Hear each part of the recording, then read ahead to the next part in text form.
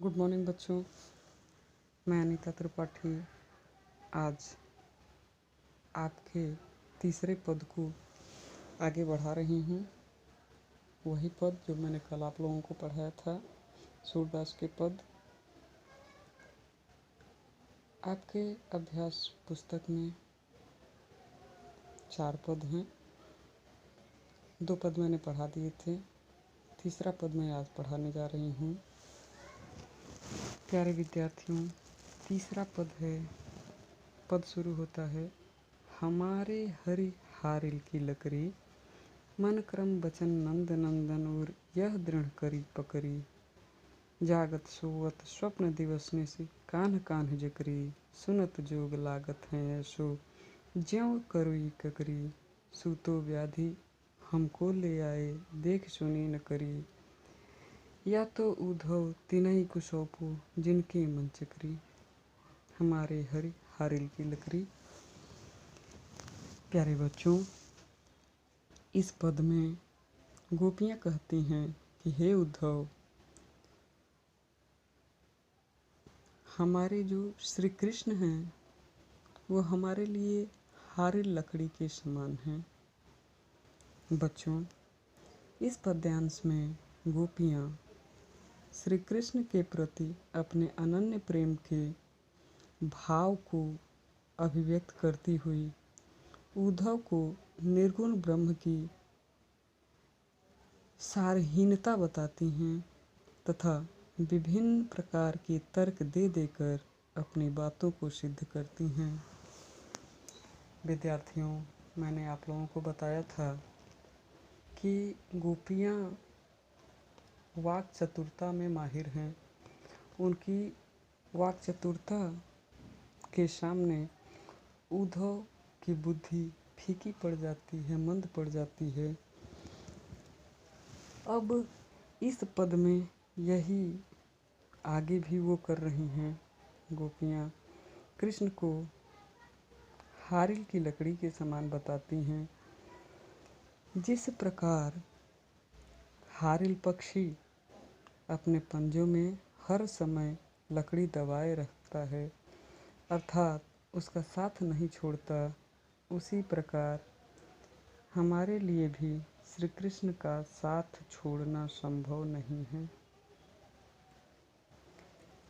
प्यारे बच्चों, गोपियाँ कहती हैं कि जागत सोवत स्वप्न दिवस निश कान्ह कान्ह जकरी।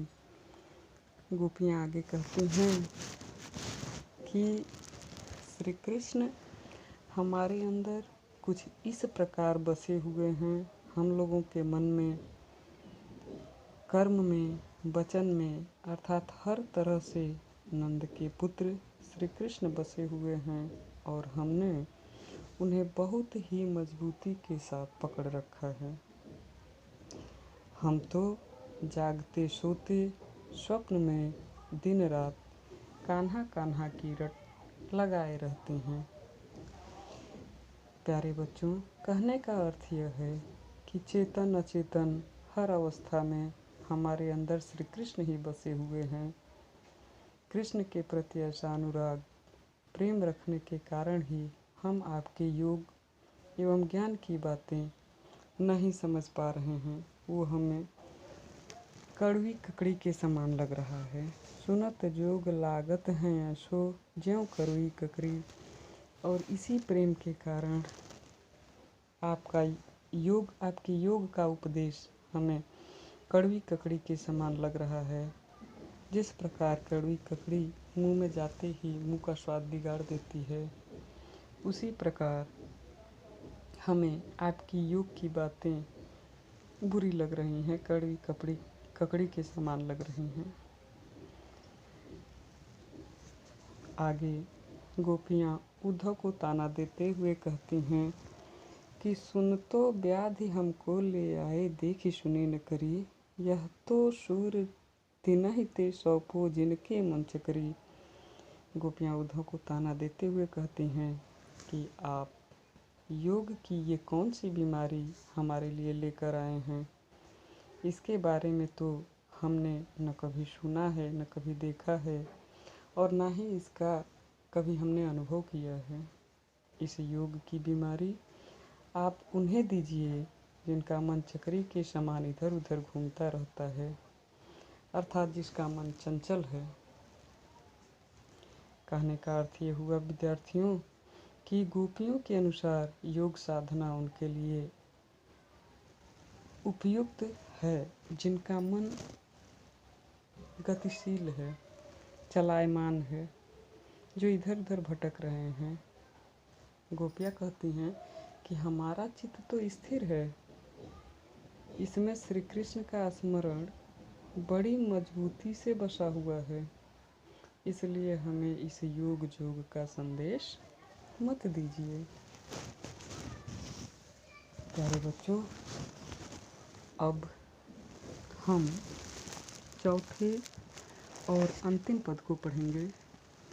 चौथा और अंतिम पद है, हरिहर राजनीत पढ़ियाए, समूह जी बात कहत मधुकर के समाचार सब पाए, एक अति चतुर होते पहले ही अब गुरु ग्रंथ पढ़ाए, बड़ी बुद्धि जानी जो उनकी जोग संदेश पठाए, उधव भले लोग आगे के परहित डोलत धाए, अब अपने मन फेर पाई हैं चलत जुहुते चुराए, ते क्यों अनीति करे आपुन जे और अनीति छुड़ाए, राज धर्म तो यही सूरजो प्रजा न जाहि सताए। प्रिय विद्यार्थियों, इस पद में गोपियाँ उद्धव को ताना मारती हैं कि श्री कृष्ण ने अब राजनीति पढ़ ली है और उसी राजनीति के वशीभूत होकर के वो आपको यहाँ भेजे हैं। इसी क्रम में वो अंत में गोपियों द्वारा उद्धव को प्रजा का हित याद दिलाया जाना सूरदास की लोक धर्मिता को भी दर्शाता है।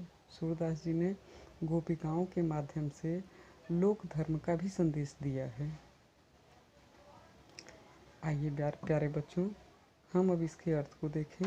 हरिहर राजनीति पढ़ियाए, समझ बात कहत मत करके समाचार सब पाएं। इस पद में गोपियाँ कहती हैं कि श्री कृष्ण ने अब राजनीति पढ़ ली है। गोपियाँ आपस में बात करते हुए कहती हैं, व्यंग पूर्वक कहती हैं कि वे अर्थात श्री कृष्ण तो पहले ही बहुत चालाक थे, पर अब उन्होंने और बड़े बड़े राजनीति के ग्रंथ पढ़ लिए हैं, जिससे बड़ी बुद्धि जानी जो उनकी जोग संदेश पठाए, जिससे उनकी बुद्धि बढ़ गई है। तभी तो हमारे बारे में सब कुछ जानते हुए भी उन्होंने हमारे पास उद्धव से योग का संदेश भेजा है। गोपियाँ आगे कह रही हैं, उद्धव भले लोग आगे के परहित डोलत धाए। हे उद्धव जी, इसमें आपका कोई दोष नहीं है।